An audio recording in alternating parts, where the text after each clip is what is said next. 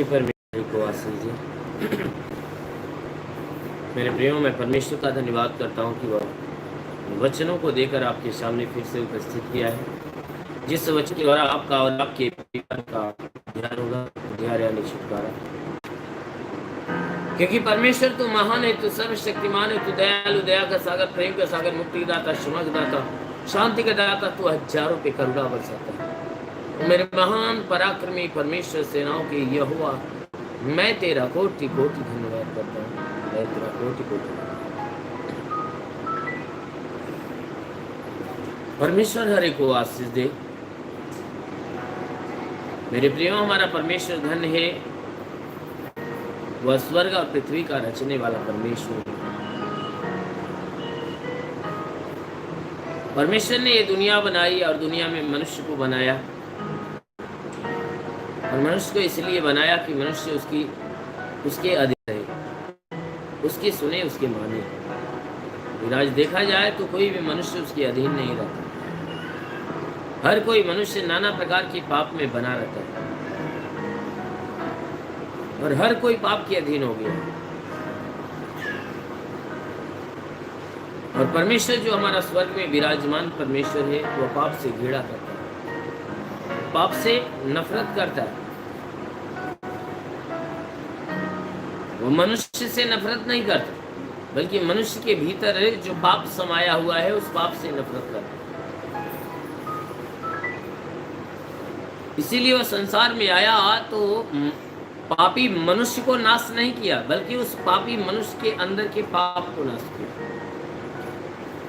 उसके पहले जितने लोग इस धरती पे आए, सबने पापी को ही नाश करने की कोशिश की और करते गए। किसी के मन में यह विचार नहीं हुआ कि हम पाप को नाश करें। सब पापी की तरफ ध्यान रखे और पापी को ही नाश कर। लेकिन धन ने आया तो उसने पापी को नहीं, बल्कि पापी के अंदर के पाप उसने मारे। पाप को नाश करके, पाप को मार के, पाप से उसने इस पाप और निष्कलंक किया। वही प्रभु, वही परमेश्वर आज हमें सारी बातों में शिक्षाएं देता है कि मनुष्य उस पाप से बाहर निकले, अपना मन फिराए, पापों का अंगीकार करे और उस पाप से छुटकारा ले ले। क्योंकि पाप से छुटकारा करने के लिए हमारा परमेश्वर, हमारा यीशु मसीह ने उपाय दिया है। परमेश्वर ने हमारे पास उपाय भेजा है, जिसके द्वारा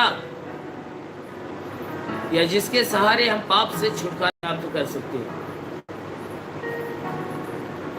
वो कोई और नहीं है, यीशु मसीह है।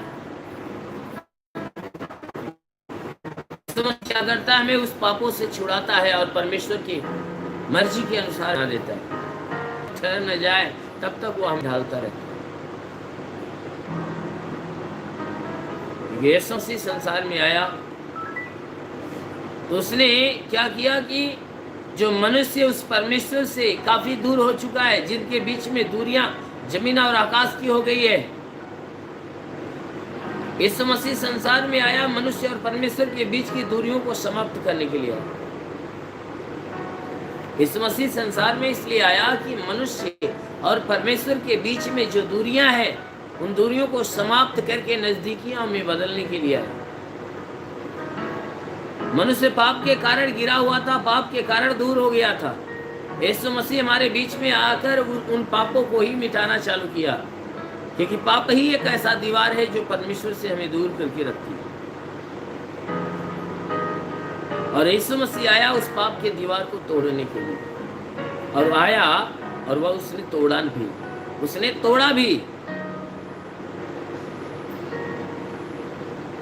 और तोड़कर जगत को दिखा दिया कि जो, और उसने कह दिया कि जो कोई इस तोड़ने वाले के ऊपर विश्वास रखेगा और अपने पापों को इससे कहेगा, उनके सारे पाप के बंधन टूट जाएंगे, वे भी निष्पाप और निष्कलंक हो जाएंगे।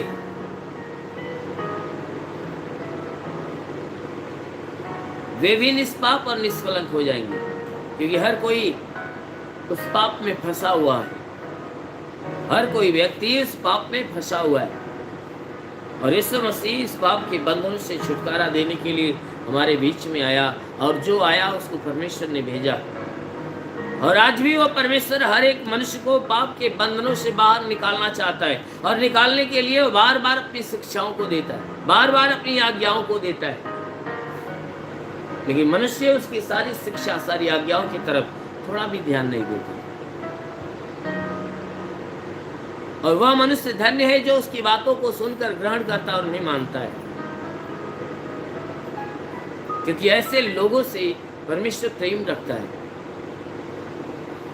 आज तक जो भी मनुष्य के द्वारा गुनाह पाप हुआ है, यदि जब वो यीशु मसीह को जान जाता है, उसी दिन से अपने पापों से अपना मन फिराकर उस प्रभु से अपने पापों का अंगीकार करना, पश्चाताप करना चालू कर दे, तो अवश्य है कि उस मनुष्य का जीवन बदल जाएगा और वह मनुष्य पाप से बाहर निकल जाएगा, वह छुटकारा के योग्य ठहर जाएगा। मेरे प्रियो, हमारा परमेश्वर हर एक व्यक्ति को चाहता कि हर व्यक्ति संसार में बचाया जाए, लेकिन उसके साथ साथ शैतान भी है जो मनुष्य को अपनी तरफ खींचते हुए जा रहा है। परमेश्वर अपनी तरफ खींच रहा है, शैतान अपनी तरफ खींच रहा है। शैतान और परमेश्वर दोनों में प्रबल कौन होता है? वही परमेश्वर प्रबल होता है जिसने मनुष्य का निर्माण किया। मनुष्य उस परमेश्वर के मीठे और पवित्र वचनों को सुनकर उसके मन बदल जाते हैं, उसके अंदर परमेश्वर का भय छा जाता है, और उसे इस बात की जानकारी हो जाती है कि हम इस संसार में पैदा हुए हैं तो हम किस मकसद से हुए हैं, और जिसने किया है तो पैदा किया है तो उसकी क्या मकसद है। इस बात को मनुष्य तभी जानता है जब परमेश्वर के पास आता है। क्यों? क्योंकि संसार को बनाने वाला एक ही वो इकलौता परमेश्वर है। एक ही इकलौता परमेश्वर है जिसने संपूर्ण सृष्टि को बनाया और मनुष्य को मां के गर्भ में रच दिया। इसलिए मेरे प्रियो, आप हमेशा उस परमेश्वर की अधीन रहिए, क्योंकि परमेश्वर यही चाहता है कि मनुष्य हमेशा उसकी तरफ ध्यान दे, उसकी बातों को सुने, माने, उसके नाम की महिमा करे। इसीलिए वह परमेश्वर हमेशा अपने दासों के माध्यम से, अपने प्रेरितों के माध्यम से अपने संदेश को देता रहा कि मनुष्य को कैसा चाल चलना चाहिए, कैसा स्वभाव रखना चाहिए, कैसा चरित्र रखना चाहिए, कैसे अंदर की भावनाएं होनी चाहिए। उन सारी बातों को दर्शाते हुए प्रभु का दास जो पतरस है वो हमें बता रहा है। आइए हम वचन को देखते हैं। पतरस की पहली पत्री अध्याय 1 वचन 13। पतरस की पहली पत्री अध्याय 1 वचन 13।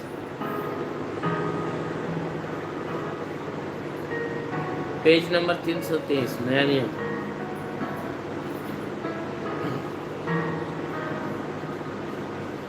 इस कारण अपनी अपनी बुद्धि की कमर बांधकर और सचेत रहकर उस अनुग्रह की पूरी आशा रखो जो यीशु मसीह के प्रकट होने के लिए तुम्हें मिलने वाला है। आज्ञाकारी बालकों के समान अपनी अज्ञानता के समय की पुरानी अभिलाषाओं के सदृश न बनो। जैसा तुम्हारा बुलाने वाला पवित्र है, वैसे ही तुम भी अपने सारे चाल चलन में पवित्र बनो, क्योंकि लिखा है, पवित्र बनो क्योंकि मैं पवित्र हूं। आमीन। मेरे प्रियो, यहाँ प्रभु का दास है जो पतरस है, वो हमें और आपको एक शिक्षाएं दे रहा है, वो शिक्षाओं से हमें समझा रहा है। कह रहा है, मेरे प्रियो, इस कारण तुम क्या करो, अपनी अपनी कमर की, अपनी अपनी बुद्धि की कमर कस लो।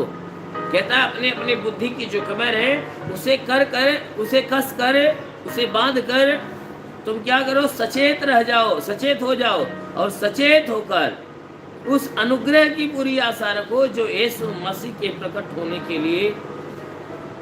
होने के समय तुम्हें मिलने वाला है। कह रहा है कि तू अपनी बुद्धि की कमर कस ले, अपनी बुद्धि की कमर बांध ले। अर्थात ये वचन में कह रहा है कि अपनी बुद्धि को पूरी तरह से सही कर लो और सचेत हो जाओ। सचेत होकर उस अनुग्रह की आशा रखो। कह रहा है कि तुम्हें सचेत हो जाओ और सचेत होकर उस अनुग्रह की आशा रखो जो यीशु मसीह के प्रकट होने के समय तुम्हें मिलने वाला है। उस अनुग्रह की तरफ ध्यान दो जब यीशु मसीह बादलों से उतरते हुए दिखाई देगा, इस पृथ्वी पे उतर कर आएगा। उस समय जो धर्मियों को अनुग्रह मिलने वाला है, कहता है उस अनुग्रह की तरफ आशा रखे रहो। कह रहा है कि तुम्हारा ध्यान उस अनुग्रह की तरफ होना चाहिए कि जो अंत के समय में यीशु मसीह उतरेगा और अपने चुने हुए लोगों के ऊपर अनुग्रह करेगा, अपने चुने हुए लोगों के ऊपर अनुग्रह प्रकट करेगा। इसीलिए कहता है कि अपनी बुद्धि की कमर बांधकर सचेत रहकर उस अनुग्रह की पूरी आशा रखो जो यीशु मसीह के प्रकट होने के समय तुम्हें मिलने वाला है। वह अनुग्रह तुम्हें मिलने वाला है। कब मिलेगा? कि उसके प्रकट होने वाले समय पे, जब अंत के समय में यीशु मसीह बादलों से उतर के आएगा। वचन कहती है कि उस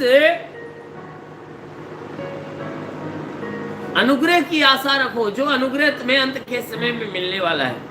तुम्हारे अंदर ये आशा बनी रहे कि यीशु मसीह आएगा तो हमारे ऊपर अनुग्रह करेगा। उसके अलावा वचन में कह रहा है कि आज्ञाकारी बालकों के समान अपनी अज्ञानता के समय की पुरानी अभिलाषाओं के सदृश न बनो। कहता है जैसे आज्ञाकारी बालक होता है, जैसे एक आज्ञाकारी बालक है, उसका पिता या घर का कोई बड़ा सदस्य हो, उसे हर बात के लिए ज्ञान बुद्धि और समझ बताता है, क्या अच्छा क्या बुरा है उसकी पहचान भी बताता है, और जो बुरा है उसे मना करता है। तब वो आज्ञाकारी बालक क्या करता है कि उसके आज्ञा के अनुसार अपने काम को करता है। पिता या घर का कोई बड़ा सदस्य हो जिस काम के लिए मना कर देता है, तो जो आज्ञाकारी बालक होता है वो मान जाता है, उसकी तरफ ध्यान नहीं देता, दोबारा यानी वो गलत काम करने के लिए तैयार नहीं होता। क्यों? क्योंकि उसके अंदर भय आ जाती है। उसी प्रकार यहाँ वचन कह रही है कि आज्ञाकारी बालकों के समान अपनी अज्ञानता के समय की पुरानी अभिलाषाओं के सदृश न बनो। जो तुम्हारी पुरानी अभिलाषा क्या थी? तुम्हारे अंदर जो पुरानी अभिलाषाएं थी उसमें क्या छुपा था? सांसारिक जीवन के प्रति अभिलाषाएं, लोभ, लालच, बैर, नाना प्रकार के बुरे विचार, दुष्कर्म, ये जो भरा हुआ था। कह रहा है कि तुम्हारे भीतर जो पुरानी अभिलाषाएं हैं उन अभिलाषाओं को निकाल दो, उन अभिलाषाओं के सदृश मत बनो। क्योंकि जब यीशु मसीह के पास मनुष्य नहीं जैसे यीशु मसीह के पास जब तक नहीं आया था तब तक उसके अंदर वो पुरानी अभिलाषाएं थी, जिन अभिलाषाओं के अंदर चोरी भरा हुआ था, झूठ, बैर की भावना, डाह की भावना, ईर्ष्या की भावना, नफरत की भावना, जलन की भावना, घात की भावना, धोखे की भावनाएं, व्यभिचार की भावना, ये जितने गंदे काम है इनसे संबंधित सारी बातें भरी हुई थी। और मनुष्य करता भी था। लेकिन यह वचन कह रही है कि हे प्रियो, मैं तुम्हें समझाता हूं, कहता है कि आज्ञाकारी बालकों के समान अपनी अज्ञानता के समय की पुरानी अभिलाषा के सदृश न बनो। जब तुम अज्ञानता में थे, जब प्रभु को नहीं जानते थे, उसके पहले तुम जैसा जीवन जी रहे थे, जैसा सोच विचार, जैसी चाल चलन, जैसा तुम्हारा आचरण था, जितने जैसे तुम्हारे भाव विचार थे, कहता है कि वैसा भाव विचार, वैसी चाल चलन अब नहीं होना चाहिए। क्योंकि वो सारी चाल चलन कब की है? पुरानी अभिलाषा की, सांसारिक जीवन की सारे गुण जो तुम्हारे अंदर है। इसलिए कहता है उन सारे गुणों को बाहर निकालो और तुम अपने अंदर उस परमेश्वर की पवित्रता को अपने अंदर ग्रहण करो और तुम उस पुराने जीवन के, पुरानी अभिलाषाओं के सदृश न बनो। पर कहता है कि तुम्हारा बुलाने वाला पवित्र है। कहता है तुम इस बात पे ध्यान दो कि जिसने तुम्हें अपने पास बुलाया है वह तुम्हारा बुलाने वाला कैसा है, अर्थात यीशु मसीह का, जिसके पास तुम बुलाए गए हो और जिसकी आराधना करते हो, जो अपने पास तुम्हें खींच कर लाया है। तुम इस बात पे ध्यान दो कि वह कैसा है। यदि आप उस बात पे ध्यान देते हो तो आप जब भी ध्यान करोगे उस समय सारी सच्चाई आपके सामने आ जाएगी कि जिस परमेश्वर की आप आराधना करते हो वह परमेश्वर इतना पवित्र है, इतना पवित्र है कि उसकी पवित्रता की तुलना नहीं की जा सकती, क्योंकि उसके समान कोई नहीं है। इसीलिए यह वचन कहती है कि जैसा तुम्हारा बुलाने वाला पवित्र है ना, वैसे ही तुम भी अपने सारे चाल चलन में पवित्र बनो। क्योंकि जैसा तुम्हारा बुलाने वाला, जिसने तुम्हें बुलाया, यूहन्ना रचित सुसमाचार अध्याय 15 की 16 वचन कहती है कि मैंने तुम्हें चुना, तुमने मुझे नहीं चुना। यीशु मसीह ने कहा है कि मैंने तुम्हें चुना है, तुमने मुझे नहीं चुना। कहा चुनकर मैंने तुम्हें नियुक्त कर दिया है कि तुम अपने अंदर फल लाओ और तुम्हारा फल तुम में बना रहे, तुम्हारा फल तुम्हारे भीतर बना रहे। कहता है मैंने तुम्हें चुना है, तुमने नहीं चुना, और इसलिए चुना कि तुम फलदायी बनो और तुम्हारा फल तुम्हें बना रहे। तो उसी बात के लिए वचन कहती है कि जैसा तुम्हारा बुलाने वाला पवित्र है, जिसने तुम्हें अपने पास बुलाया है और तुम्हें चुना है, जैसा वह पवित्र है, तुम भी क्या करो, अपने सारे चाल चलन में पवित्र बनो। जितने तुम्हारे चाल चलन है उन चाल चलन में क्या करो, तुम पवित्र बनो। क्यों? क्योंकि कहता है कि ये पवित्र शास्त्र में लिखा हुआ है।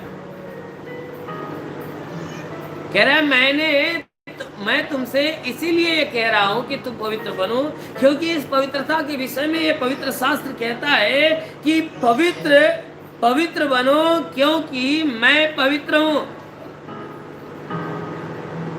वह परमेश्वर कहता है कि तुम पवित्र बनो क्योंकि मैं खुद पवित्र हूं।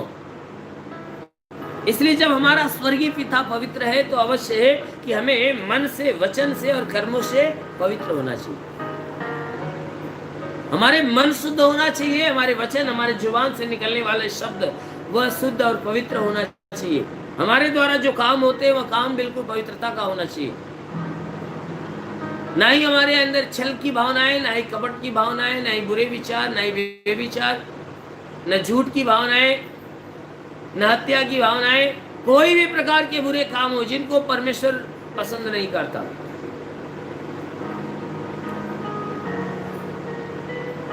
कहता है हर उन कामों को अपने अंदर से निकालो जिसको परमेश्वर पसंद नहीं करता। हर अशुद्ध कामों को अपने अंदर से निकाल दो। वचन कहती है कि जैसा तुम्हारा परमेश्वर पवित्र है, तुम भी अपने अंदर मन से, वचन से और कर्मों से पवित्रता को धारण करो। कहता है अपने पुराने चाल चलन को त्याग दो, पुरानी अभिलाषाओं को याद मत रखो, ना ही उन पुरानी अभिलाषाओं को अपने जीवन में आने दो। परमेश्वर की दी गई अभिलाषाओं को ग्रहण करो। कहता है कि क्योंकि लिखा है कि पवित्र बनो क्योंकि मैं पवित्र हूं, और जबकि तुम हे पिता कहकर उससे प्रार्थना करते हो जो बिना पक्षपात हर एक के काम के अनुसार न्याय करता है। कहता है कि तुम परमेश्वर के पास आते हो, यीशु मसीह के पास आते हो, तो क्या कहते हो कि हे पिता, और हे पिता कहकर इसको पिता कहकर प्रार्थना करते हो। तो परमेश्वर के सामने, यीशु के सामने अगर खड़े होते हो तो उससे जब प्रार्थना करते हो तो हे पिता कह के प्रार्थना करते हो,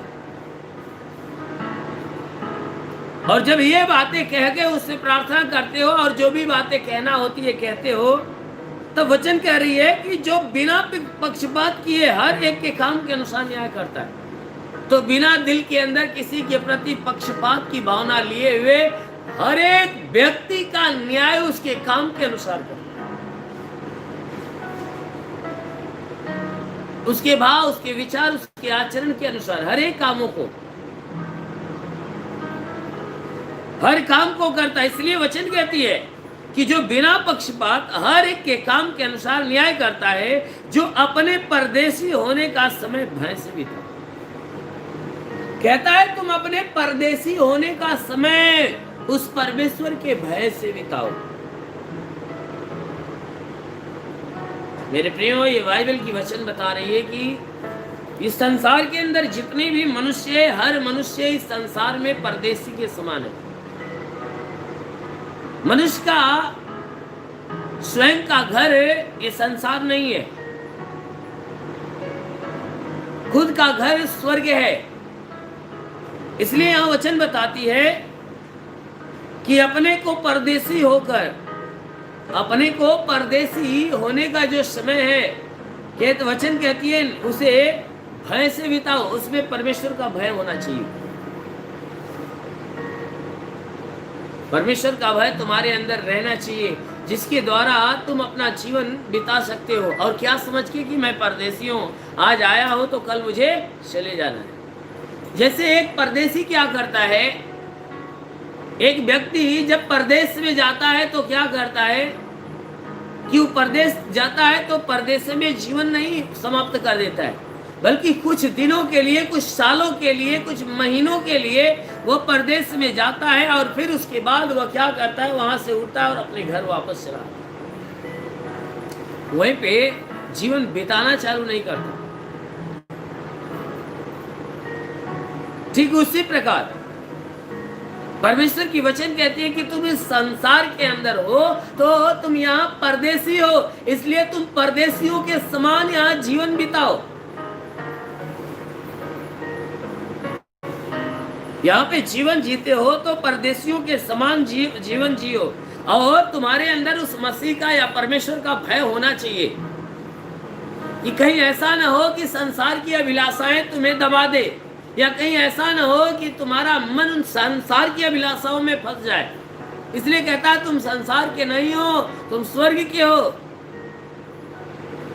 इसलिए कहता है कि तुम संसार में हो तो तुम संसार में एक परदेशी के समान हो, इसलिए अपना जीवन परदेशी के समान बिताओ। जैसे एक परदेशी किसी परदेश में जाता है तो भय के अनुसार जीवन जीता है कि भाई अन्य प्रदेश में आए हुए हैं, अगर हम अपनी मनमानी करेंगे तो भाई ताड़नाएं पड़ेगी। इसीलिए वचन में प्रभु ने कहा कि तुम, वचन कहती है कि तुम यहाँ संसार में हो तो अपना जीवन जो है कि परमेश्वर का भय रखते हुए इस संसार में स्वयं को परदेशी बन के बिताओ। क्यों? क्योंकि तुम जानते हो कि तुम्हारा निकम्मा चाल चलन जो बाप दादों से चला आता है, उससे तुम्हारा छुटकारा चांदी सोने अर्थात नाशवान वस्तुओं के द्वारा नहीं हुआ। कहता है क्योंकि तुम इस बात को भली भांति जानते हो कि तुम्हारा निकम्मा चाल चलन जो बाप दादों से चला आता है।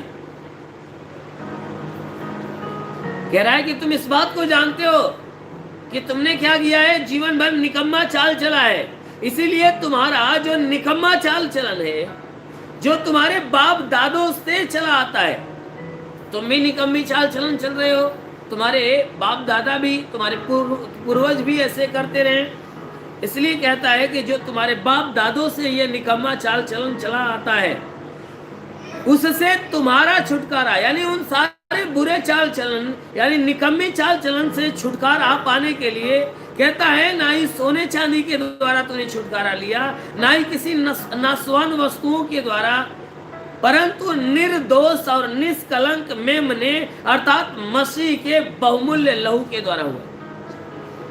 कह रहा है कि जो तुम्हारा छुटकारा हुआ है, इस पाप के बंधन से जो तुम छुड़ाए गए हो, तो ये छुड़ाने वाला काम, यानी पाप जो तुम्हारे देह पे लदा हुआ था, पाप से छुटकारा पाने के लिए कहता है कि सोना चांदी और नासवान वस्तु का इस्तेमाल नहीं किया गया कि भैया इतना सोना ले ला हमारे पाप क्षमा हो जाए, या इतना हम जो है कि परमेश्वर को दे दे, परमेश्वर को सौंप दे, जरूर है कि हमारा छुटकारा हो जाएगा। बहुत से लोग हैं ऐसे जो कि व्यवस्थाएं अपने जीवन में रचते हैं, तमाम जगहों पे जाते हैं, स्थानों पे जाते हैं और जाकर एक प्रण रखते हैं, कहते हैं कि हमारा अगर भला हो जाएगा, हम जो है कि ठीक ठाक हो जाएंगे, तो हम आपको इतना ये चीज दे देंगे, हम इतना ये चीज दे देंगे। बहुत से लोग हैं जो ऐसा कह के वह स्वयं को छुटकारा पाने के काम करते हैं। तो उसी बात को यहाँ पतरस कह रहा है कि तुम्हारा जो छुटकारा है वह सोना चांदी उसके बदले में नहीं दिया गया, ना ही कोई नासवान वस्तु दी गई, परंतु तुम्हारे पाप के बदले में निर्दोष और निष्कलंक मेमना अर्थात मसीह का बहुमूल्य लहू बहाया गया। तुम्हें पाप के बंधनों से छुटकारा देने के लिए तुम्हें उस निष्कलंक मेमना जो यीशु मसीह है, यीशु मसीह हमारे पास आया तो वह मेमना बन के आया, निष्कलंक मेमना बन के आया और बलिदान होने के लिए आया। उसी बात को यहाँ वचन कह रही है कि तुम्हें जो छुटकारा मिला है पाप से, तो तुम्हारा जब पाप छुड़ाया गया, तो पाप छुड़ाने के बदले में ना ही तूने सोना चांदी दिया है और ना ही कोई नासवान वस्तु। कहता है परंतु तुम्हारे पाप के बदले में एक निर्दोष मेमना अर्थात निष्कलंक मेमना का लहू तुम्हारे लिए दिया गया, उसके बदले में लहू दिया गया, और जिसके द्वारा तुम्हें पापों से छुटकारा मिला। वचन कह रही है उसका ज्ञान तो जगत की उत्पत्ति से पहले से ही जाना जाता है। कहता है उसका जो ज्ञान है, उसके भीतर जो ज्ञान है, गुड़ी बातें हैं, कहता है इस संसार की उत्पत्ति जब हुई ना, उसके पहले से जाना गया था। कहता है उसके बारे में या उसके ज्ञान के विषय में, ये सृष्टि के उत्पत्ति के पहले से ही हमें जानने को मिलता है। परंतु अब इस अंतिम युग में तुम्हारे लिए प्रकट होगा। कह रहे वचन कह रही है परंतु अब क्या होगा, इस अंतिम युग के समय में तुम्हारे लिए वह प्रकट होगा, उसके द्वारा तुम उस परमेश्वर पर विश्वास करते हो, जिसके द्वारा तुम उस परमेश्वर पे विश्वास करते हो। हमें परमेश्वर से मिलाने वाला कौन है? यीशु मसीह है। यीशु मसीह ही है जो हमें परमेश्वर से मिलाया, क्योंकि जब तक यीशु मसीह इस संसार में नहीं आया था, हर एक व्यक्ति परमेश्वर से भटक गया था। वो अपनी मनमानी काम कर रहा था और मनमानी ईश्वर चुन रहा था। मनमानी ईश्वरों का चुनना और उनके सामने प्रणाम करना, जब यीशु नहीं आया था उसके पहले यह प्रक्रिया हो रही थी। लेकिन यीशु मसीह आया तो सच्चे परमेश्वर की पहचान हमें दिया। उसी बात को यहाँ पतरस कह रहा है कि उसका ज्ञान जगत की उत्पत्ति के पहले से ही जाना गया था, पर अब इस अंतिम युग में तुम्हारे लिए प्रकट हुआ है। उसके द्वारा तुम उस परमेश्वर पर विश्वास करते हो उस यीशु के द्वारा ही तुम उस परमेश्वर के ऊपर विश्वास करते हो कि हाँ परमेश्वर कोई है। वचन कहती है जिसने उसे मरे हुए में से जिलाया और महिमा दी कि तुम्हारा विश्वास और आशा परमेश्वर पर हो। कह रहा है कि जिसने, कहता है उसके बारे में बात कर रहा है कि जिसने यीशु मसीह को मरे हुए में से जिलाया और उसको महिमा दी कि तुम्हारा विश्वास और आशा परमेश्वर पर हो। वो क्या किया गया? विश्वास हमारे अंदर दिलाने के लिए वो मारा गया, कूटा गया, सताया गया। वचन बता रही है उसी के द्वारा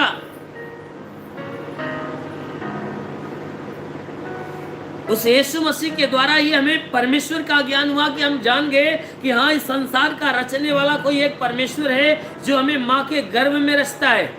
इसीलिए उस बात को यह लिख रहा है, कह रहा है कि जिसने उसे मरे हुए में से जिलाया, क्योंकि यीशु मसीह को मरे हुए में से जिलाने वाला कौन है? वो स्वयं परमेश्वर है। कह रहा है और महिमा दी कि तुम्हारा विश्वास और आशा परमेश्वर पर हो। उसने क्या किया? परमेश्वर के प्रति परमेश्वर को महिमा दिया और हमें महिमा की बातों को सिखाया कि तुम्हारा जो विश्वास है, तुम्हारी जो आशा है, वह किसके ऊपर हो? परमेश्वर के ऊपर हो। अतः जबकि तुमने भाईचारे की निष्कपट प्रीति के निमित्त सत्य के मानने से अपने मनों को पवित्र किया है, तो तन मन लगाकर एक दूसरे से अधिक प्रेम रखो। कहता है अतः जबकि तुमने भाईचारे की निष्कपट प्रीति के निमित्त सत्य के मानने से अपने मनों को पवित्र किया है। कहता है कि जो प्रेम के द्वारा तुमने भाईचारे की निष्कपट प्रीति रखा, कहा कि तुम आपस में उस परमेश्वर के यीशु के दिए हुए प्रेम के द्वारा तुम आपस में क्या किया? निष्कपट प्रेम रखा और अपने सारे मनों को तुमने क्या किया? पवित्र किया। उसके सत्य के वचन को सुनकर, उसके सत्य के वचन को मानकर तुमने क्या किया? अपने मनों को पवित्र किया। जो तन मन लगाकर एक दूसरे से अधिक प्रेम रखो। कहता है इसलिए मैं तुमसे कह रहा हूं कि तुमने उसके द्वारा शिक्षाएं पाई, इसलिए तुम क्या करो कि अपना तन मन लगाकर उस परमेश्वर की आज्ञा के अनुसार आपस में एक दूसरे के साथ प्रेम रखो, क्योंकि तुमने नाशवान नहीं पर अविनाशी बीज से परमेश्वर के जीविते और सदा ठहरने वाले वचन के द्वारा नया जीवन पाया है। कह रहा है कि तुम्हें जो जीवन मिल रहा है, कोई साधारण जीवन तुम्हें नहीं मिला। कह रहा है कि जो तुम्हें जीवन मिला वो साधारण जीवन नहीं है। कह रहा है उसके द्वारा तुम उस परमेश्वर के ऊपर विश्वास करते हो जिसने तुम्हें मरे हुए में से जिलाया और महिमा दी कि तुम्हारा विश्वास और आशा परमेश्वर पर हो। लेकिन आगे वचन में वो कह रहा है कि जब तुमने प्रेम के द्वारा भाईचारे के बीच में एक दूसरे के प्रति निष्कपट प्रेम को उत्पन्न किया, तो सत्य के मानने से अपने मनों को पवित्र कर लिया। उसके सत्य के वचन को सुनकर मानकर तूने अपने मन को भी पवित्र किया, जिस मन के अंदर बुरी बुरी बातें भरी हुई थी। कह रहा है कि तुमने क्या किया? उसको पवित्र किया। तो मेरी बातों को ध्यान से सुनो। वो कह रहा है कि मेरी बात को ध्यान से सुनो, तब तुम तन मन लगाकर एक दूसरे से अधिक प्रेम रखो। वो कह रहा है कि तुम्हारे पास आकर तुम्हारे मनों को उसने पवित्र किया, तो इसलिए तुम भी क्या करो कि एक मन एक तन होकर तुम क्या करो? एक दूसरे से प्रेम रखो, क्योंकि तुमने नाशवान नहीं अविनाशी बीज से। कह रहा है कि इसलिए मैं तुम्हें कह रहा हूं कि तुम नाशवान बीज से उत्पन्न नहीं हुए हो, परंतु अविनाशी बीज से उत्पन्न हुए हो। कह रहा है परमेश्वर के जीवते और सदा ठहरने वाले वचन के द्वारा तुमने नया जीवन पाया है। वह बीज तुम्हारे अंदर बोया गया है जो निष्पाप है। वचन कह रही है कि तुम नाशवान नहीं अविनाशी बीज के द्वारा उत्पन्न किए गए हो। क्योंकि जब तक तुम परमेश्वर को नहीं जानते थे, यीशु मसीह को नहीं जानते थे, तब तक तुम नासवान बीज के द्वारा थे, तुम नासवान थे। लेकिन जब तुम परमेश्वर को ग्रहण कर लिए, जब परमेश्वर तुम्हारे भीतर आया और तुम्हारे भीतर अपने गुणों को छोड़ा, तब तुम अविनाशी हो गए, जो कभी नष्ट होने वाले नहीं।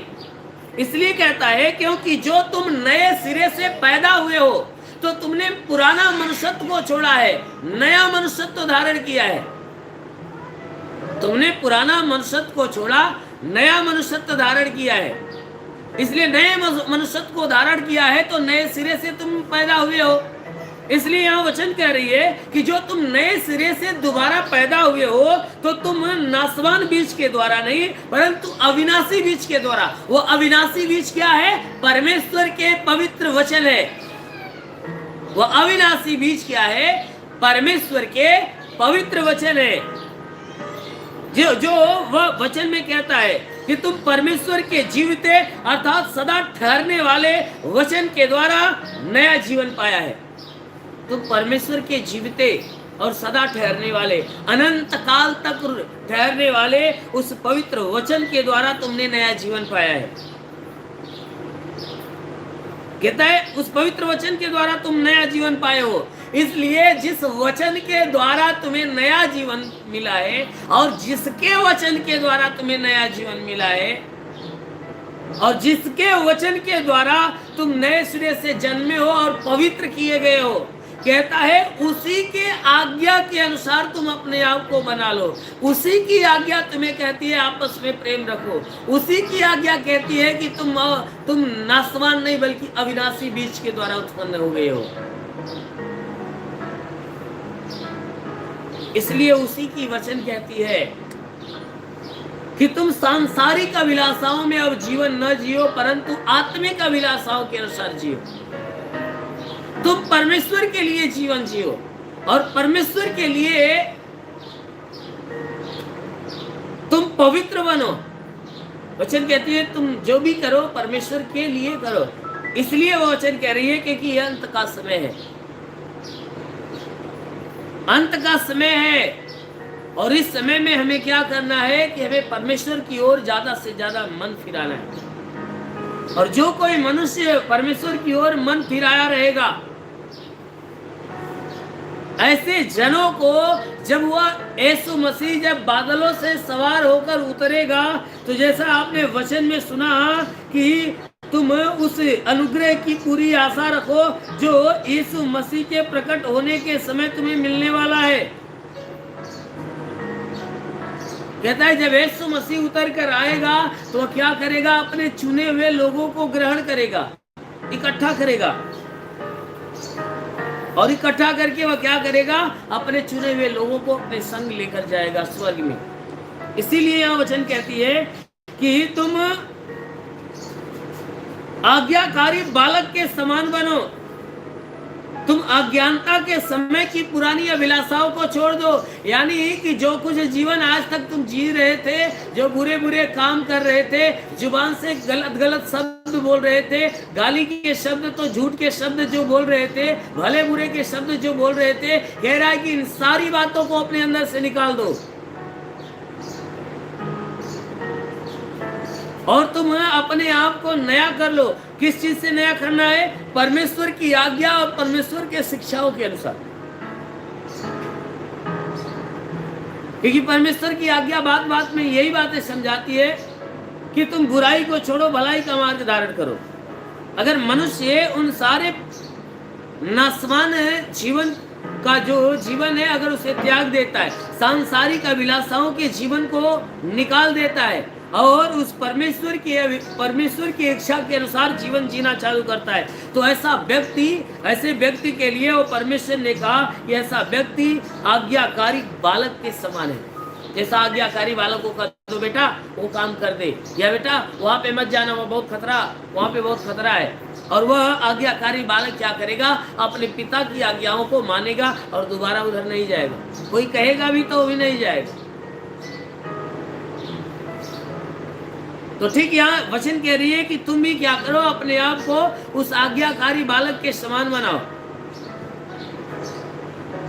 कि तुम्हारी आज्ञाकारिता तुम्हारे अंदर उस परमेश्वर की पवित्रता को उत्पन्न करे।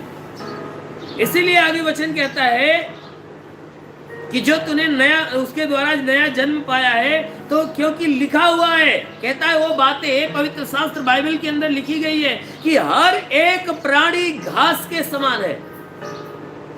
कहता है पृथ्वी का हर एक प्राणी घास के समान है, और हर एक कह रहा है कि और उसकी सारी शोभा घास के फूल के समान है। कहता है हर एक प्राणी, चाहे जीव जंतु हो या मनुष्य हो, किसके समान है? घास के समान। कह रहा है मैदान के घास के समान है, और उसकी जो सुंदरताएं हैं, जो शोभा है, वो घास के फूल के समान है।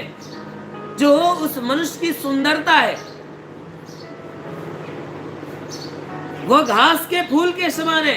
जैसे जब घासें जम जाती है तो उसमें जब फूल निकलते हैं और वह फूलना चालू करती है तो फूल उसका कितना मनभावना होता है। लेकिन वह फूल क्या होता है, थोड़े देर के बाद, चाहे एक ही दिन में चाहे दूसरे दिन, क्या होता है, वह फूल झड़ जाता है। इसीलिए वो मनुष्य के लिए कहता है कि ये मनुष्य, हर एक प्राणी उस घास के समान है, और उसकी जो शोभा है उसके फूल के समान है। हर एक मनुष्य उस घास के समान है, और उसकी जो सुंदरता है उस घास के फूल के समान है। आज अभी व्यक्ति सुंदर है और कल क्या हो जाएगा, भद्दा हो जाएगा। आज देखने में बहुत सुंदर दिखाई दे रहा है, कल उसका चेहरा भद्दा हो जाएगा, बिल्कुल बेकार हो जाएगा। इसलिए हर एक व्यक्ति के लिए कहा है कि भाई हर एक व्यक्ति का जो जीवन है वह घास के समान है। जैसे घास उगती है, बढ़ती है, हरी भरी रहती है और काफी फैलती है, और कुछ दिनों के बाद सूख जाती है, खत्म हो जाती है। और उसके फूल हैं जो निकलते हैं और फूलते हैं और देखने में मनभावन लगते हैं, और फिर क्या होता है, तुरंत झड़ जाते हैं। वैसे ही उसने मनुष्यों को दर्शाया, कहा कि हर एक जो प्राणी है वह घास के समान है। वह घास के समान पैदा होता है और बढ़ता है, और बढ़ने के बाद फिर एक दिन क्या होता है, वह सूख जाता है। वैसे मनुष्य भी है, वो पैदा होता है, बढ़ता है, नौजवान होता है, फिर बूढ़ा होता है, और बूढ़ा होने के बाद मर जाता है। उसी प्रकार घासें हैं, उगती है, बढ़ती है, और बढ़ने के बाद कुछ समय के बाद वह सूख जाती है, खत्म हो जाती है। उसी प्रकार वचन कहती है कि उसकी जितनी सुंदरताएं होती है उस घास के फूल के समान होती है। तो मनुष्य जो खुद को ये जानता है कि मैं बहुत सुंदर हूं, मेरे समान कोई नहीं है, कहता है, ऐसे कहने वालों के लिए कहता है कि हे मनुष्य की संतान, तेरी सुंदरता उस घास के फूल के समान है जो अभी दिख रहा है, कल मुरझा जाएगा, कल तू भद्दा हो जाएगा। इसीलिए उसने कहा है कि घास सूख जाती है और फूल झड़ जाता है, परंतु प्रभु का वचन युगान युग तक स्थिर रहता है। कहता है घास जो है सूख जाती है, उसका फूल झड़ जाता है, लेकिन जो परमेश्वर की वचन तुम्हें सुनाई गई है ना, ये नष्ट होने वाली है, ना ही खत्म होने वाली है, परंतु उसकी वचन युगान युग तक रुकने वाली है। इसीलिए आगे शब्दों में पतरस कह रहा है कि यही बातें सुसमाचार का वचन है, और जो तुम्हें सुनाया गया था, ये बातें जो मैं आज तुम्हें सुना रहा हूं, तुम्हें जो फिर से बता रहा हूं, ये बातें तो पहले तुम्हें सुना दिया गया था।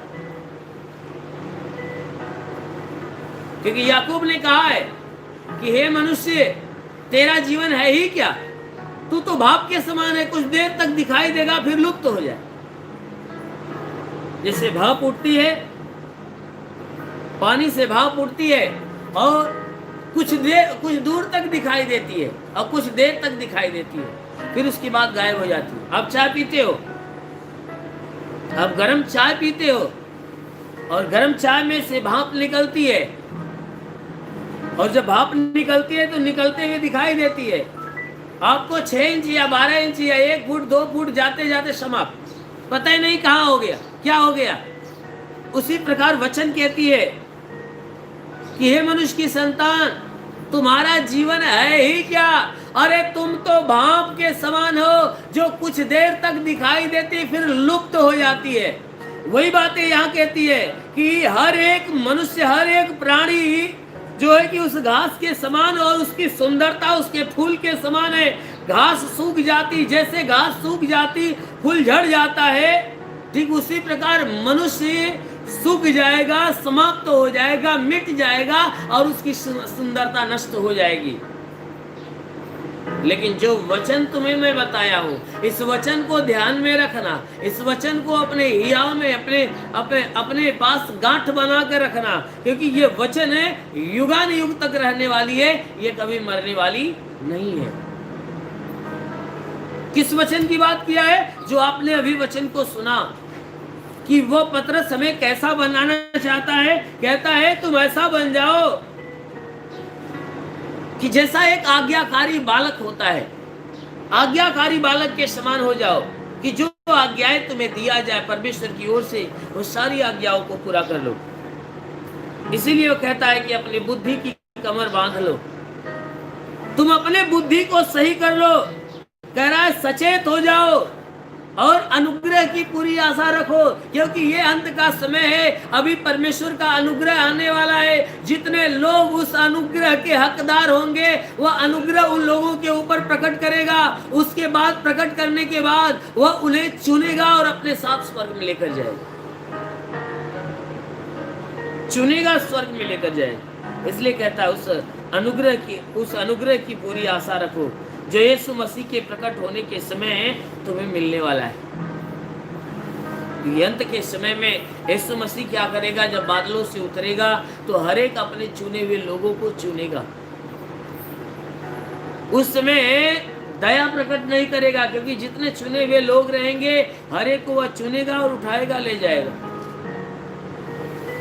इसीलिए वह पतरस समझा रहा है कि तुम अपने आप को क्या करो, इस संसार की अभिलाषाओं में नहीं, बल्कि परमेश्वर की इच्छाओं के अनुसार अपने आप को चलाओ। जो कोई मनुष्य परमेश्वर की इच्छा के अनुसार अपने आप को, स्वयं को चलाएगा, वही परमेश्वर के राज्य का वारिस होगा, वही परमेश्वर के द्वारा चुना हुआ जन होगा,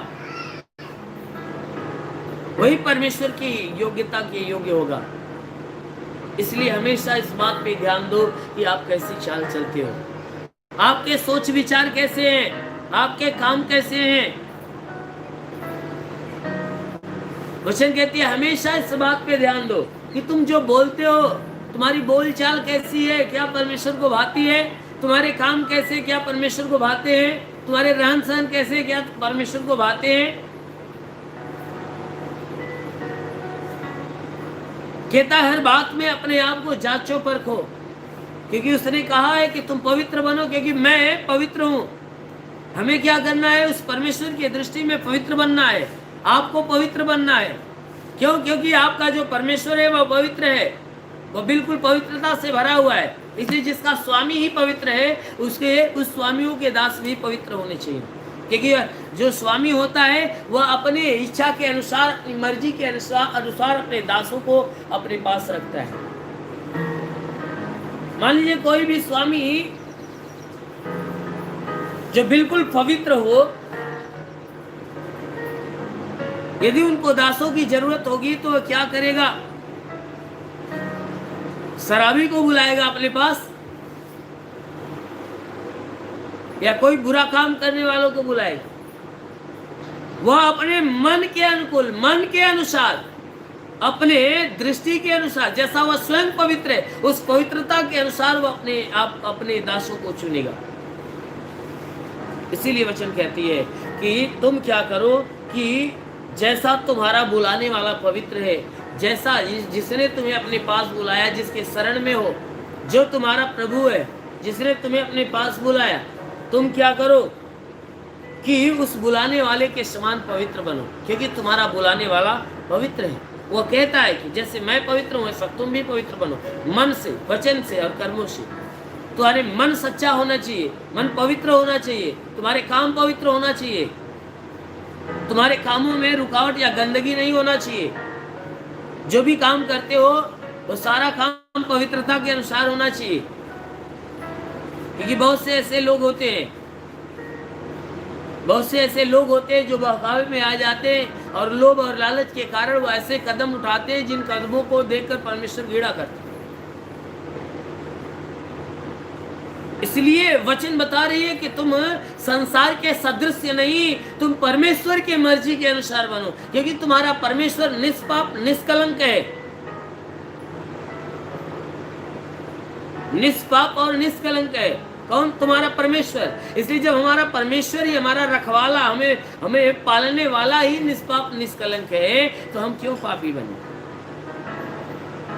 इसलिए यीशु मसीह ने कहा है कि तुम पवित्र बनो, पवित्र बनो, क्योंकि मैं पवित्र हूं। वो परमेश्वर हमारा पवित्र है। उसने ये भी कहा कि तुम मेरी सी चाल चलो, जैसा मैंने चाल चला तुम भी मेरी सी चाल चलो। वो बार बार एक ही बात को प्रकट करता है, बार बार एक ही बातों को दर्शाता है। परमेश्वर की एक ही इच्छा है कि हर कोई मनुष्य अपने मन को फिराए, अपनी गंदगी को बाहर निकाले और परमेश्वर की ओर फिरे।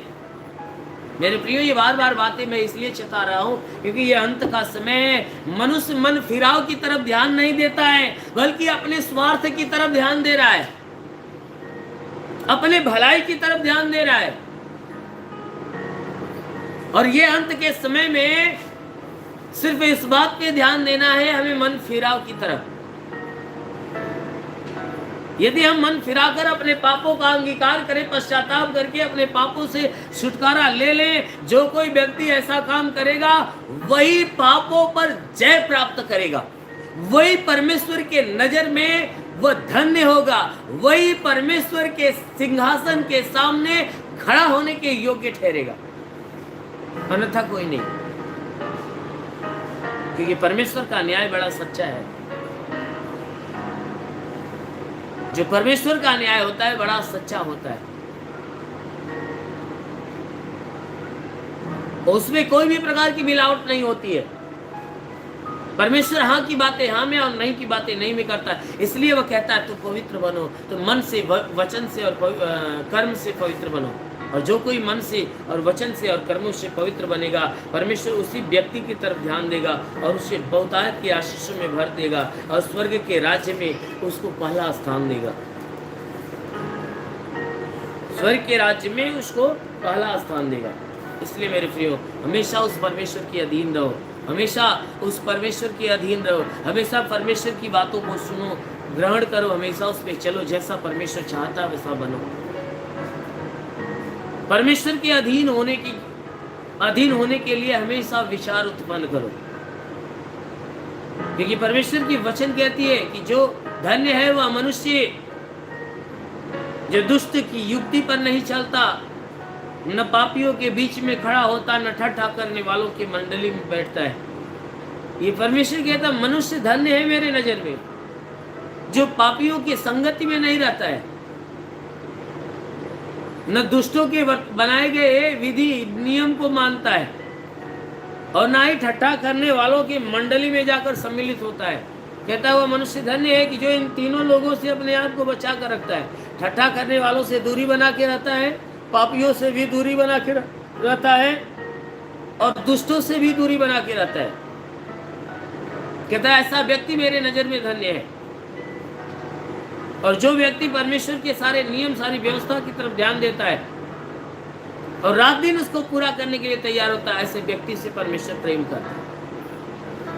क्योंकि जिसके पास उसकी आज्ञा होगी, परमेश्वर अपने आज्ञा मानने वालों से प्रेम करता है, उनको अपने आशीषों से ढांपता है और उन्हें अनंत जीवन का वारिस बनाता है। इसलिए मेरे प्रियो, हमेशा उस परमेश्वर के अधीन रहो ताकि वो परमेश्वर आपको अनंत जीवन का वारिस ठहराए। आमीन। आइए आंखों को बंद करते हैं।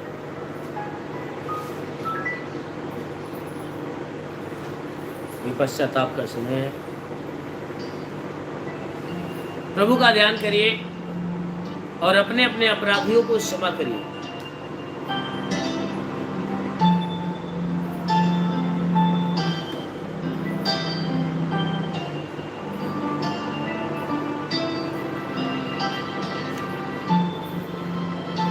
जिन जिन लोगों से तू मैं हुआ है, लड़ाई झगड़े हुए हैं, अनबन हुआ है, नाराजगी है, दुश्मनी है, हर एक को क्षमा करो।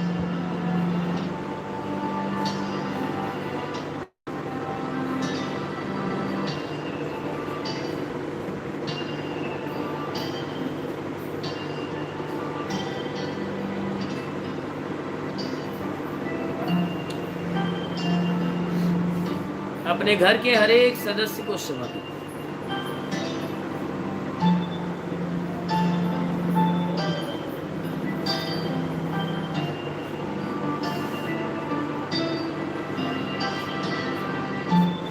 पड़ोसियों को क्षमा करिए, मित्रों को क्षमा करिए, नात रिश्तेदारों को क्षमा करिए,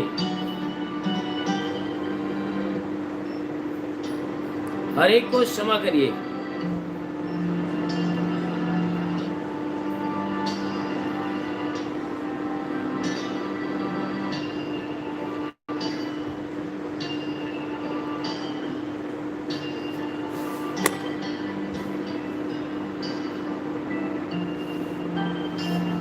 जिनसे तू मैं हुआ है, नाराजगी है, दुश्मनी है,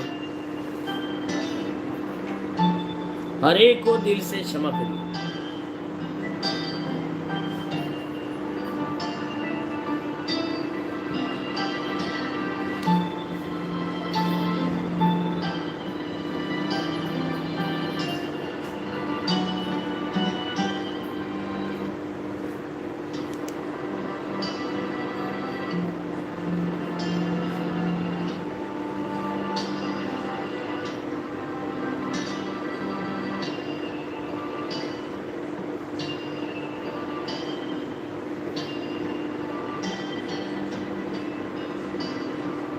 उसके बाद अपने पापों को याद करके प्रभु के सामने कबूल करो।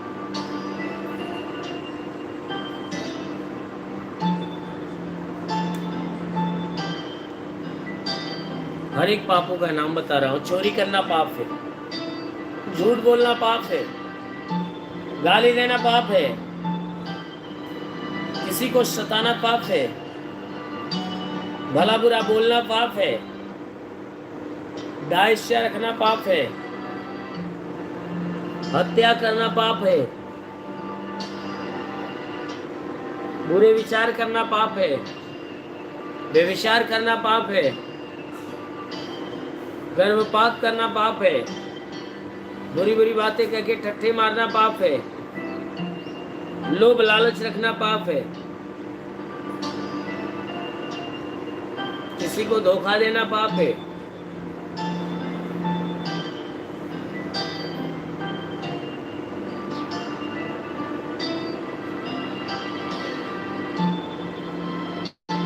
किसी की चुगली करना पाप है, श्राप देना पाप है। आपने कोई ऐसा काम किया है, प्रभु के सामने कबूल करो। चोरी किया, प्रभु से कहो प्रभु मैंने जीवन भर चोरी का काम किया। झूठ बोला है, प्रभु से कहो प्रभु मैंने झूठ बोला है, मैंने गाली दिया है,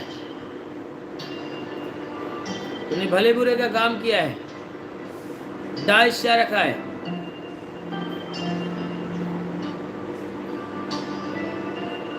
हत्या किया है,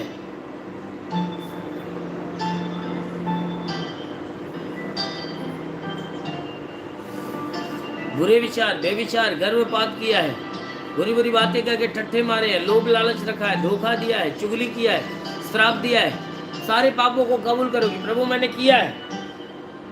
अपने को दोषीदार ठहराइए प्रभु के सामने।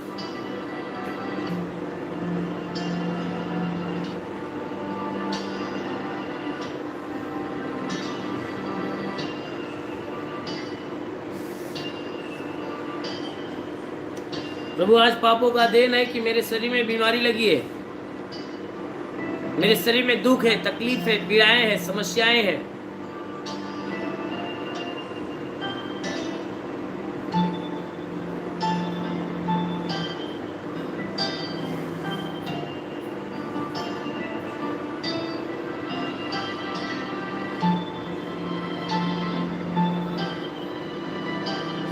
जो पाप का कारण है मेरे बेटे और बेटियां पीड़ित है, पाप का कारण है कि मेरी पत्नी बीमार है या पति बीमार है।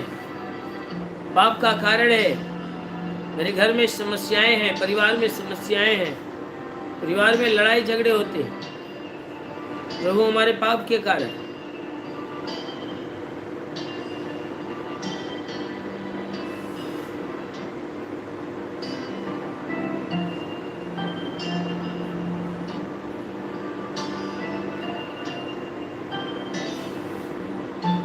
पश्चाताप करो प्रभु के सामने कि प्रभु मैंने किया है, आज यही कारण है कि मेरे जीवन में ये समस्याएं हैं, मेरे रोजी रोजगार के अंदर हानियां हैं, नौकरी बिजनेस व्यापार के अंदर हानियां हैं। जिस काम में हाथ लगाता हूँ सफलताएं नहीं मिलती है, और जिस काम के बारे में सोचता हूँ पूरा नहीं होता।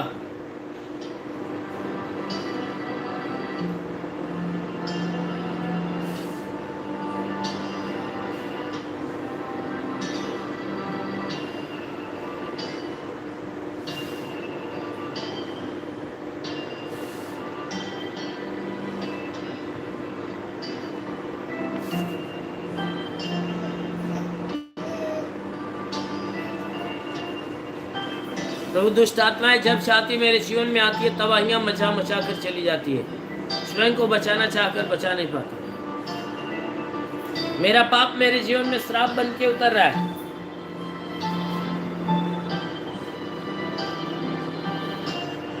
इसलिए प्रभु मुझ पापी पर दया कर।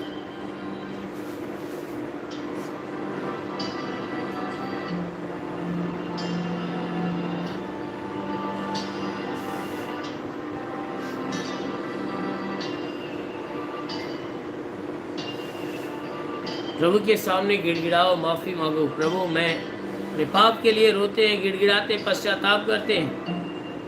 हमारे पापों के कारण ये सारी समस्याएं, हमें माफी दीजिए, क्षमा करिए।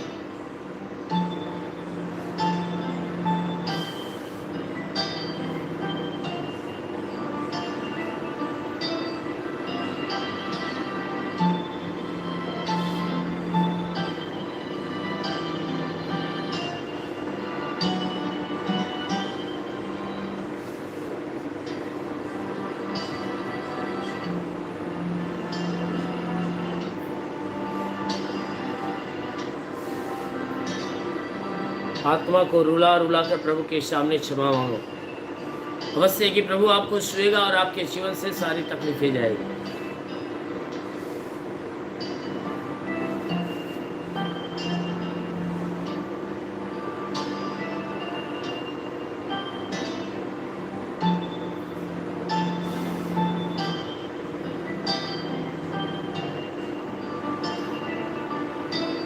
चलो आंखों को बंद करिए, मेरे साथ बोलिएगा। हे प्रभु, जैसे मैंने अपने अपराधियों को क्षमा किया है वैसे आप भी मेरे अपराधों को क्षमा करें। जिसके शरीर में जहाँ बीमारी है बीमारी पे हाथ रखे। जिसके शरीर में एक या दो बीमारी है बीमारी पे हाथ रखे। जिसके शरीर में कई बीमारी है वह दोनों हाथ से निकले, और जिसके शरीर में कोई बीमारी ही नहीं है वह भी दोनों हाथ से निकले।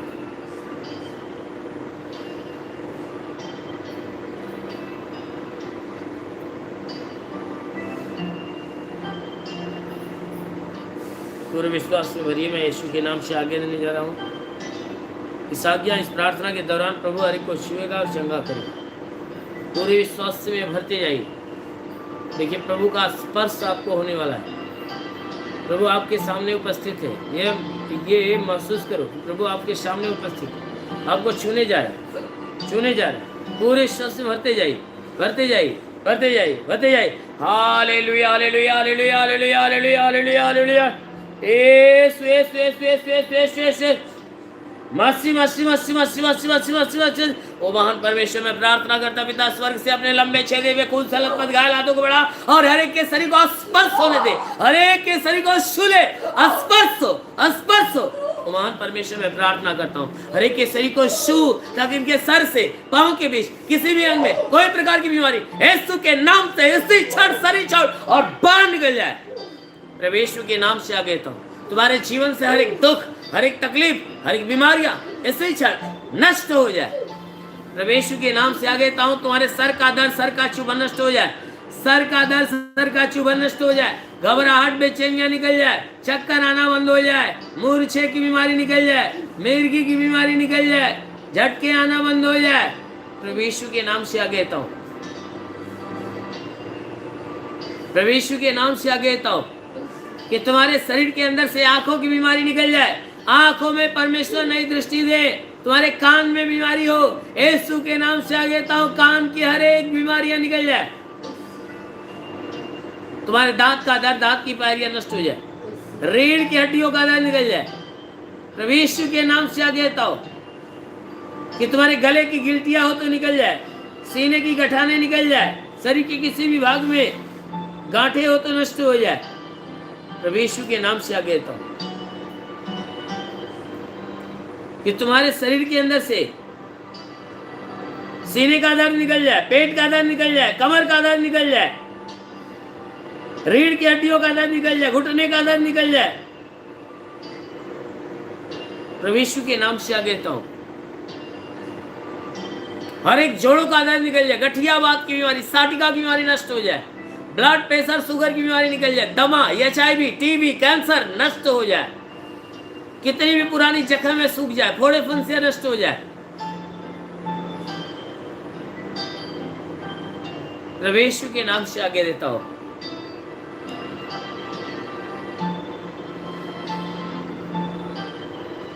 जिसके शरीर में ब्लड नहीं बनता, बनने लगे, जिसका लीवर खराब हो चंगा हो जाए, किडनी खराब हो चंगी हो जाए, गैस की बीमारी निकल जाए, शरीर में सूजन हो नष्ट हो जाए। प्रभु यीशु के नाम से आगे देता हूं अपेंडिक्स की बीमारी, हार्निया की बीमारी नष्ट हो जाए, फाइलेरिया की बीमारी, थायराइड की बीमारी निकल जाए, जिसका हाथ नहीं उठता उठने लगे, पैर नहीं चलता चलने लगे, जो लकवे का बीमार है चंगा हो जाए, जिसका माइंड काम नहीं करता, दिमाग काम नहीं करता, यीशु के नाम से चंगा हो जाए। प्रभु यीशु के नाम से आगे कहता हूं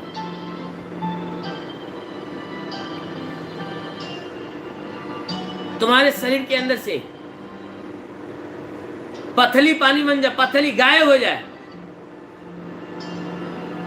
प्रभु यीशु के नाम से जुकाम, खांसी, बुखार निकल जाए, जुकाम, खांसी, बुखार निकल जाए, बवासीर की बीमारी निकल जाए, ट्यूमर की बीमारी निकल जाए, जुकाम, खांसी, बुखार नष्ट हो जाए, टाइफाइड, मलेरिया निकल जाए, उल्टी दस्त की बीमारी निकल जाए, पेचिश पड़ना बंद हो जाए, किसी भी प्रकार का चर्म रोग निकल जाए, खाज खुजलियां नष्ट हो जाए, किसी भी प्रकार के चर्म रोग हो तो नष्ट हो जाए, किसी भी प्रकार के दाग धब्बे निकल जाए, सफेद दाग नष्ट हो जाए।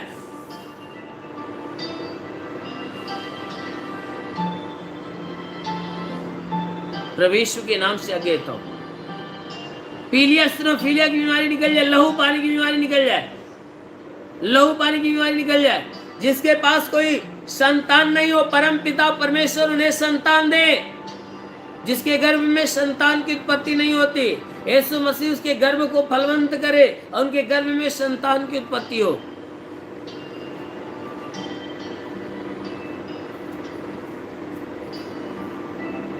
प्रभु यीशु के नाम से आगे कहता हूं तुम्हारे शरीर के अंदर से और तुम्हारे परिवार के अंदर से, घर के अंदर से दुष्ट आत्मा से छोड़, शरीर छोड़ और निकल जाए।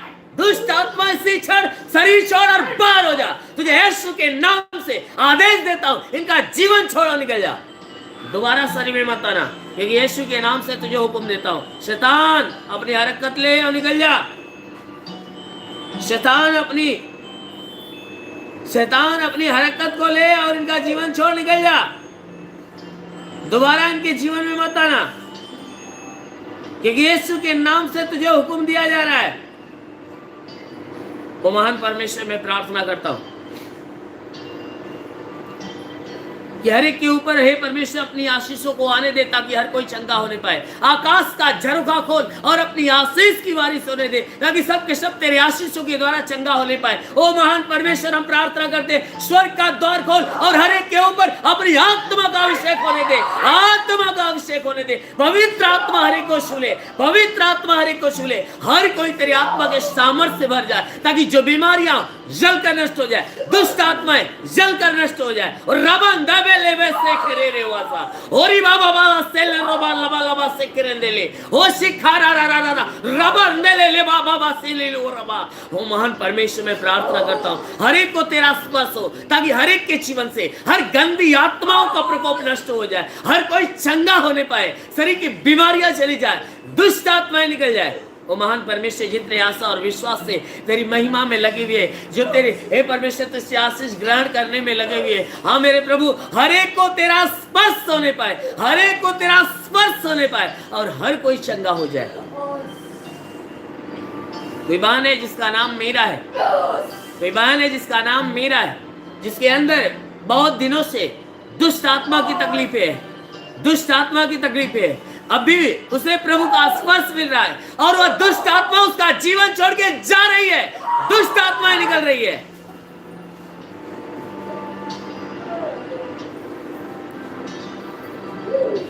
कोई भाई है जिसके शरीर के अंदर जिसके शरीर के अंदर लगभग 6 महीने से बवासीर की तकलीफ है, 6 महीने से बवासीर की तकलीफ है।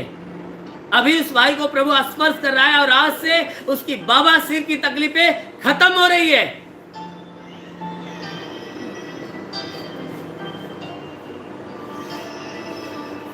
कोई एक भाई है जिसके दाहिने पैर के नहीं, बाएं पैर के अंदर, बाएं पैर के घुटने के नीचे जो मांसपेशियां हैं उसमें हमेशा तनाव होता है, और वह भाई काफी तेजी से चलता है। उस मांसपेशियों में बहुत काफी तनाव होता है, दर्द उठना चालू हो जाता है, वो भाई बेचैन हो जाता है। बहुत दिनों से यह प्रक्रिया है और वह बार बार प्रभु से प्रार्थना कर रहा है, लेकिन आज प्रभु उसे छू रहा है और उसके पैरों का दर्द हमेशा के लिए जा रहा है।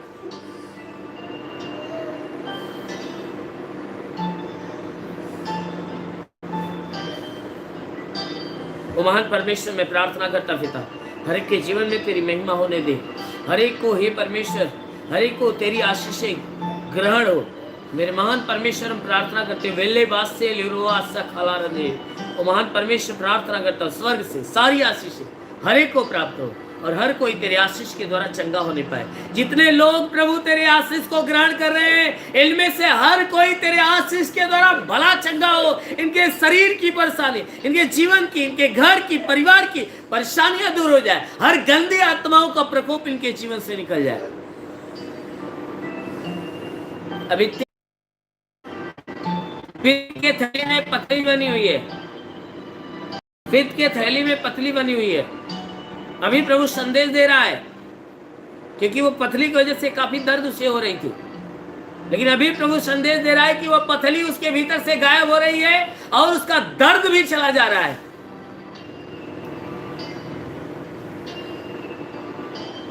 ऐसे 5 लोग हैं, 5 लोग ऐसे हैं जिनके सर में दर्द और भारीपन बना हुआ है। अभी उन्हें प्रभु का स्पर्श मिल रहा है, वो दर्द और भारीपन जा रहा है।